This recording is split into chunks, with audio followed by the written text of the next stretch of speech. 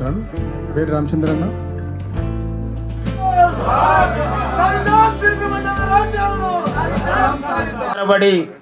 బీసీలు సోదరులు, తెలంగాణ ఉద్యమకారులు, మరి నేటి బీసీ ఉద్యమ నాయకులు రాజారాం యాదవ్ గారిని ఆశీనులు కావాల్సిందిగా కోరుతూ, మరి వాళ్ళ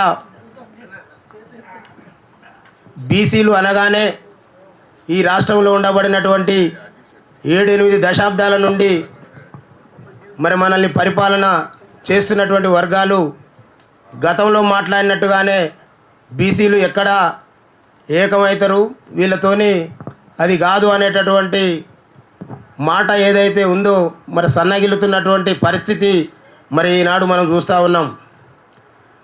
దానికి కారణం మరి వాళ్ళ ఈ రాష్ట్రంలో ఉండబడినటువంటి అనేక రకాల కుల సంఘాలు మరి కులాలుగా ఏకమైనటువంటి పరిస్థితి ఉన్నప్పటికీ మరి నేడు అవి బీసీలుగా ఐక్యమవుతున్నటువంటి వాతావరణం మరి ఇక్కడ ఉండబడినటువంటి ఆ యొక్క అగ్రవర్ణ పాలకుల యొక్క కళ్ళ ముందు కనపడుతున్నటువంటి వాస్తవాలు.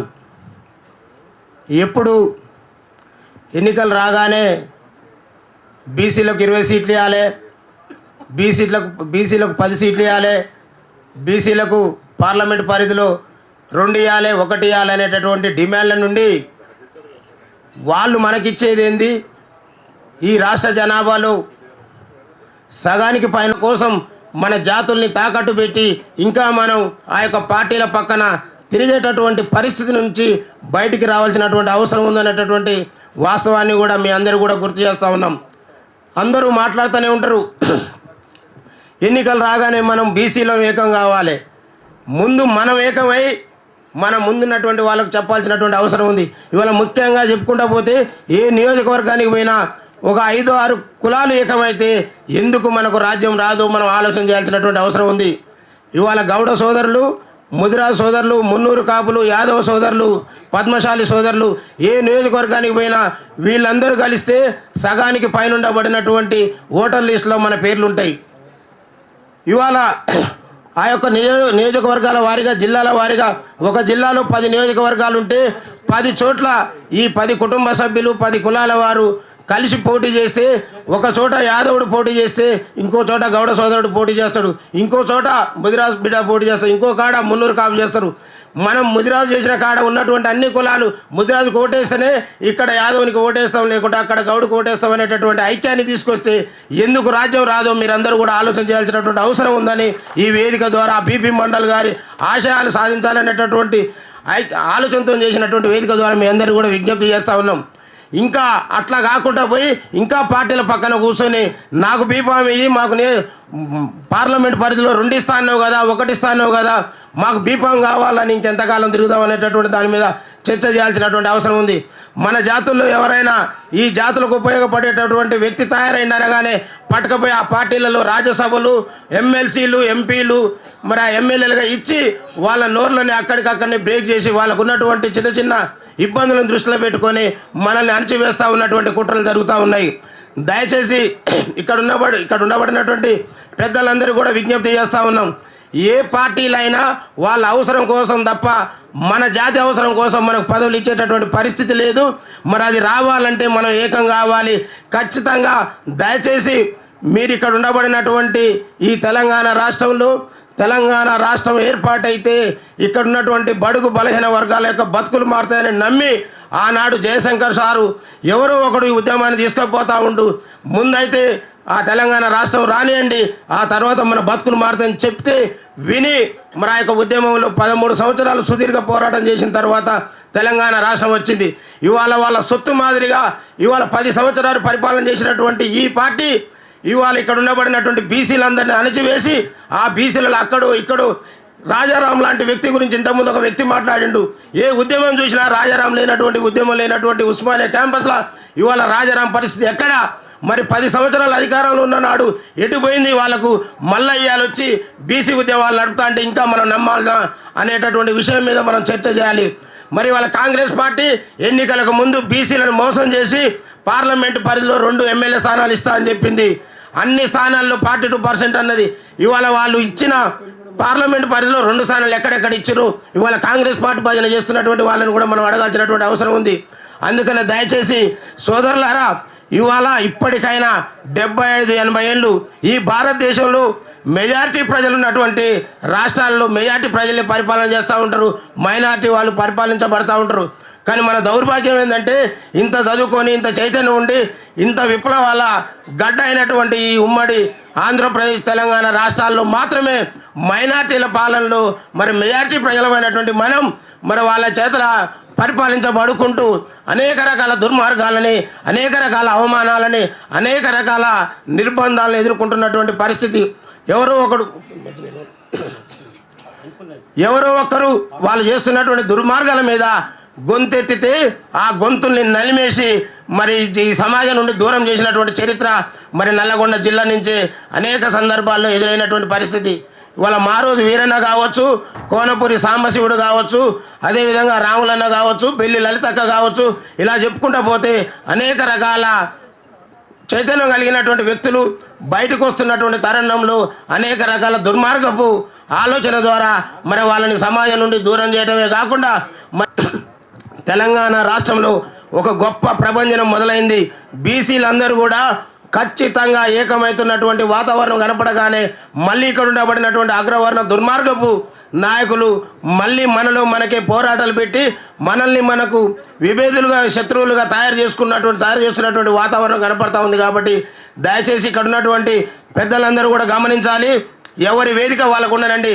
తెలంగాణ భావజాల వ్యాప్తి జరగాలి. మనం మాట్లాడాల్సింది ఒకటే, ఈ రాష్ట్రంలో సగానికి పైన ఉండబడినటువంటి మనం కనీసం కులానికి 10% 20% ఐక్యం చేసినా ఖచ్చితంగా 2028లో ఈ రాష్ట్రాన్ని పరిపాలించబోయేది బీసీలే ఆ క్యాబినెట్లో ఉంటారనేటటువంటి వాస్తవాన్ని ఇక్కడ ఉన్నటువంటి సోదరులు నమ్మినట్లయితే ఖచ్చితంగా కింద ఉండబడినటువంటి ప్రజలందరూ కూడా సిద్ధంగా ఉండరు, మన వైపు చూస్తూ ఉండరు.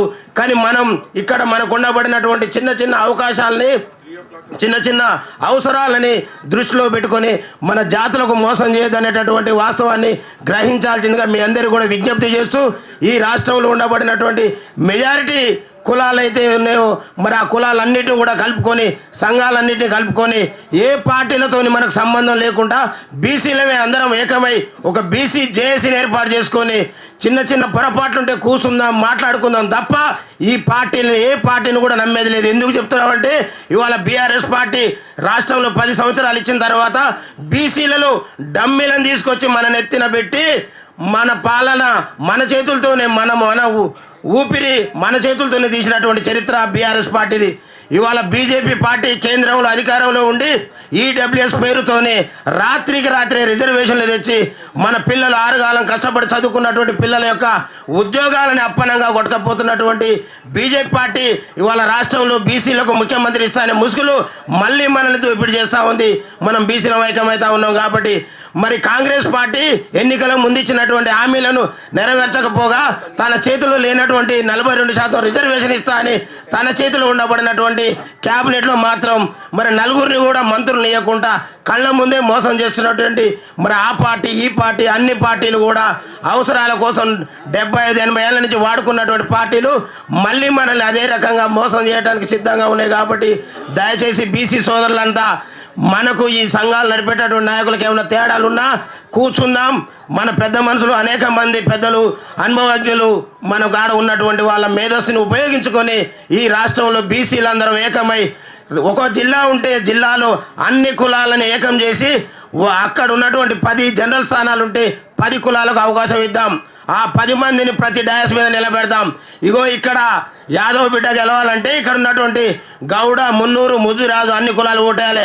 అక్కడ ముదిరాజు గెలవాలంటే వీళ్ళందరూ ఈ రకంగా 3-4 జిల్లాలలో గెలిస్తే 60 మంది ఎమ్మెల్యేలను గెలిపించుకుంటే ఈ రాష్ట్రం మన చేతులకు వస్తుంది.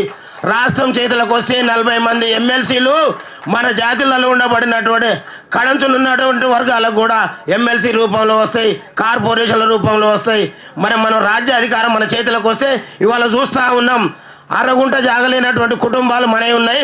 500 ఎకరాలు ఉన్నటువంటి వాళ్ళందరికీ ఇలా రైతు బంధు రూపంలో వేల కోట్ల రూపాయలు దోషి పెడతా ఉన్నారు. మన జాతుల కళ్ళల్లో ఆనందం చూడాలంటే ఒక్క రైతు బంధు బంద్ చేసుకొని 5 ఎకరాల లోపు ఉన్న వాళ్లకు ఇవాళ 500 ఎకరాల వరకు ఇస్తున్నటువంటి 20,000 కోట్ల రూపాయలని 5 ఎకరాల లోపు ఉన్న వాళ్ళకు పంచితే ఇంటికి 2 లక్షల రూపాయలు వస్తాయి. ఎట్లా బాగు చేసుకుంటామో లెక్కలు మన కాడ ఉన్నాయి. ఇవాళ కార్పొరేట్ కాలేజీలు, కార్పొరేట్ హాస్పిటల్ పెట్టి ఇవాళ మనం సంవత్సర కాలం పనిచేస్తే మన జాతులలో 5 లక్షలు సంపాదిస్తే ఎక్కువ. వాడు కార్పొరేట్ స్కూల్ కట్టే ఫీజు 2.5 లక్షలు. పోత హైదరాబాద్ పోయేచోలో యాక్సిడెంట్ అయితే 10 లక్షలు 1.5 ఎకరం అమ్ముకొని బతికినంత కాలం దొరల కాడ బానిసగా బతకాల్సినటువంటి పరిస్థితిని ఈ 70-80 ఏళ్ళ నుంచి వాళ్ళు కల్పిస్తూ ఉన్నారు. ఇవాళ కూడా గ్రామాలలో గ్రామ సభలు పెడితే ఇవాళ పోయే దరఖాస్తులు ఏందా అంటే మన జాతుల నుండి రేషన్ కార్డు కావాలి, మా అమ్మకు పెన్షన్ కావాలి, నాకు రైతు బంధు కావాలి, లేదంటే నాకు బాణీలా నా పేరు ఎక్కట్లేదు, ధరలో నా పేరు పోయింది. ఈ దరఖాస్తు లేదు తప్పితే ఎక్కడ కూడా అంతకు మించినటువంటి దరఖాస్తు లేదు.